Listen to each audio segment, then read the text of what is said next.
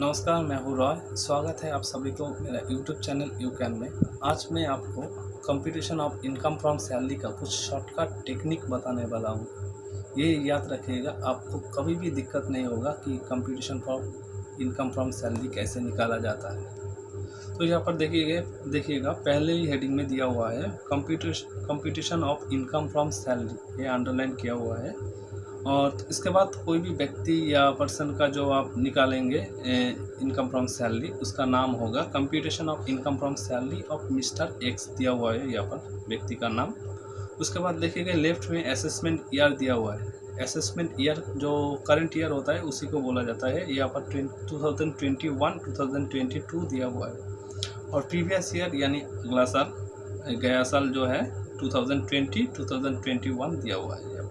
उसके बाद देखिए नीचे एक फॉर्मेट दिया हुआ है। ये फॉर्मेट को आप याद रखिएगा तो आपको कभी भी दिक्कत नहीं होगा इनकम फ्रॉम सैलरी निकालने में।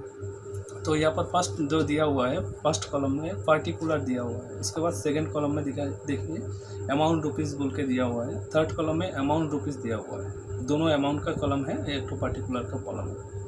पर्टिकुलर का कॉलम में आप पहला पॉइंट हम जो डिस्कस करेंगे, बेसिक सैलरी जो होता है वो फुल्ली टैक्सेबल होता है। वो अमाउंट का सेकंड कॉलम में बिठाइएगा।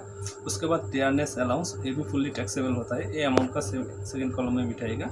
अदर अलाउंस भी फुल्ली टैक्सेबल होता है, अमाउंट का सेकंड कॉलम में बिठाइएगा। Entertainment allowance fully taxable under section 16(2), second column में बिठाइएगा जो अमाउंट है। इसके बाद other allowance which are partly taxable, इसके अंदर आपका HRA भी आता है। तो HRA हम लोग बाद में नेक्स्ट वीडियो में डिस्कशन करेंगे, क्योंकि वो भी डिस्कशन करने से यहाँ पर थोड़ी वीडियो लंबा हो जाएगा। तो actual other allowance which are partly taxable जो है वो फर्स्ट अमाउंट का फर्स्ट कॉलम में बिठाइएगा। उससे लेस कीजिएगा एग्जाम्पशन अंडर सेक्शन 10 में जो आएगा पॉइंट, वो लेस करके जो अमाउंट है जोड़ के आपका नेक्स्ट कॉलम 2 में बिठा दीजिएगा अमाउंट का। एडवांस सैलरी फुल्ली टैक्सेबल होता है, सेकंड कॉलम में बिठाइएगा। उसके बाद arrear salary if not taxed earlier years, वो अमाउंट जो है सेकंड कॉलम में बिठा दीजिएगा। उसके बाद leave salary, actual leave salary जो है आपका अमाउंट का फर्स्ट कॉलम में बिठाइएगा। उससे लेस कीजिएगा एग्जाम्पशन अंडर सेक्शन 10(10)AA में जो आता है, लेस करके जो अमाउंट आएगा आपका वो टैक्सेबल होगा। टैक्सेबल पोर्शन आप अमाउंट का सेकंड कॉलम में बिठा दीजिएगा। उसके बाद आएगा बोनस फुल्ली टैक्सेबल होता है, वो सेकंड कॉलम में बिठा दीजिएगा। कमीशन भी फुल्ली टैक्सेबल होता है, वो अमाउंट का सेकंड कॉलम में बिठा दीजिएगा। इसके बाद आता है ग्रेचुइटी जो है, एक्चुअल ग्रेचुइटी जो है अमाउंट का फर्स्ट कॉलम में आप बिठाइएगा। उससे लेस कीजिएगा, उस एग्जाम्पशन रहता है अंडर सेक्शन 10(10) के अंदर आएगा एग्जाम्पशन। वो एक्चुअल ग्रेचुइटी से लेस करके जो अमाउंट आएगा आपका टोटल जोड़ के आप अमाउंट का सेकंड कॉलम में बिठा दीजिएगा। उसके बाद आता है पीरियडिकल पेंशन, फुल्ली टैक्सेबल होता है। कम्यूटेड पेंशन जो आता है, actual commuted pension first column में बिठाइएगा। उससे लेस कीजिएगा एग्जाम्पशन अंडर सेक्शन 10(10)A के अंदर जो एग्जाम्पशन आता है वो लेस करके जो टोटल आएगा टैक्सेबल, वही टैक्सेबल पोर्शन होगा, वो सेकंड कॉलम में बिठा दीजिएगा। उसके बाद नेक्स्ट पॉइंट है employer contribution to recognised provident fund, जो है फुल्ली टैक्सेबल होता है, सेकंड अमाउंट का सेकंड कॉलम में बिठा दीजिएगा। Interest credited to recognised provident fund excess of 9.5% जो अमाउंट होता है वो आपका फुल्ली टैक्सेबल होता है, वो आपका अमाउंट का सेकंड का कॉलम में बिठा दीजिए। उसके बाद आता है परक्विजिट्स अंडर सेक्शन 17(2). परक्विजिट्स यानी कंपनी से कोई भी बेनिफिट मिलता है एम्प्लॉई को, वही फुल्ली टैक्स, वही उसी को परक्विजिट्स बोला जाता है।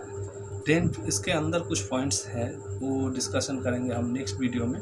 अभी यहाँ पर कुछ शॉर्टकट में दिया हुआ है, जैसे rent free accommodation fully taxable, जो टैक्सेबल अमाउंट है रेंट फ्री एकोमोडेशन का, वो टैक्सेबल अमाउंट का पहला कॉलम में बिठाइएगा।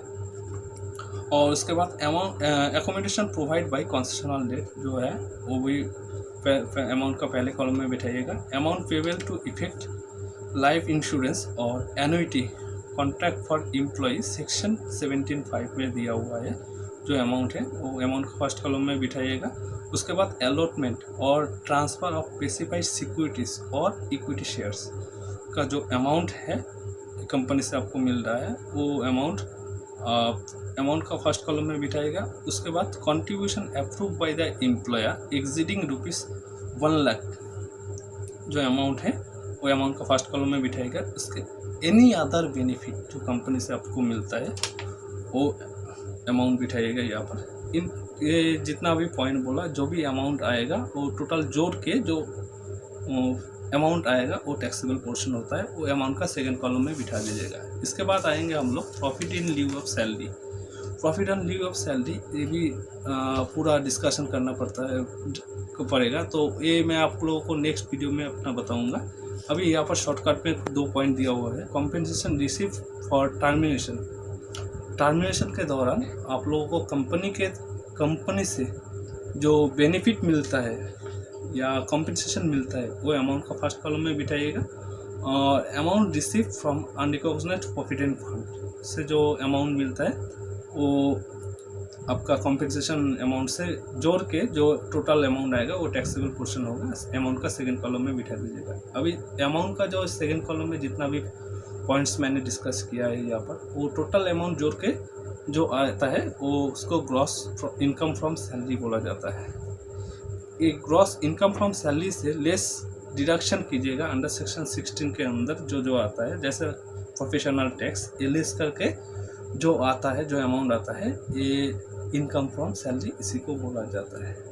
सो थैंक यू दोस्तों ये वीडियो पूरा देखने के लिए। और मैं आप लोगों को बताना चाहूँगा, मैं यहाँ पर जितना भी पॉइंट डिस्कस किया है इसको बस याद रखिएगा।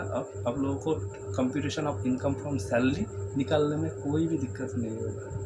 तो आगे भी कुछ नेक्स्ट वीडियो में जैसे हुआ परक्यूजिट से HRA, हाउस रेंट अलाउंस और profit and leave of salary discuss करूँगा। तो बने रहिए, जुड़े रहिए, लाइक, सब्सक्राइब एंड कमेंट कीजिए। Thank you very much.